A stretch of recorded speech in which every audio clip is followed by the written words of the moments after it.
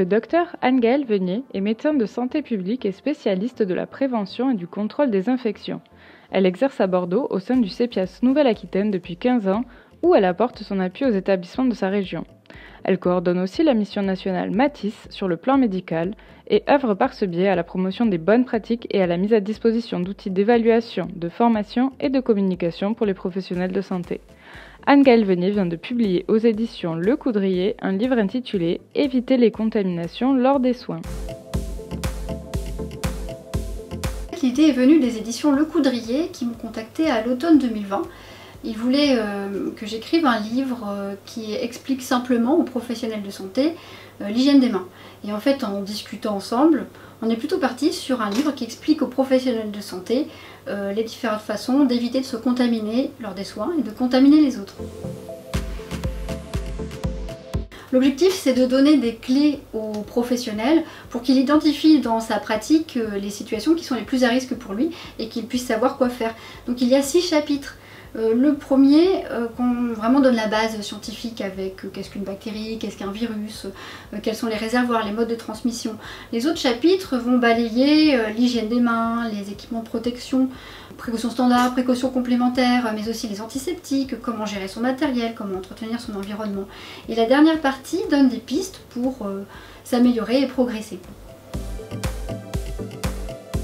J'ai vraiment eu envie de faire un livre utile à celui qui le lirait et de faire sens. Donc c'est pour ça qu'il y a des éléments, des exemples pratiques qui étayent l'ouvrage.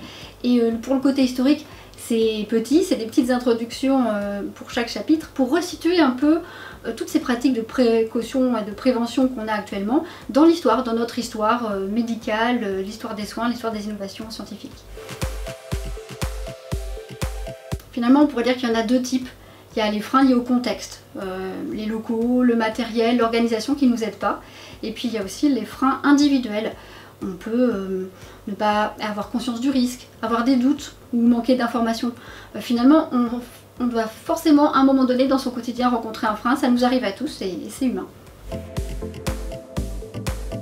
Pour s'améliorer, on peut déjà commencer par choisir une action sur laquelle on voudrait faire quelque chose. Par exemple, on peut très bien choisir d'essayer de faire systématiquement une friction avant de toucher son patient.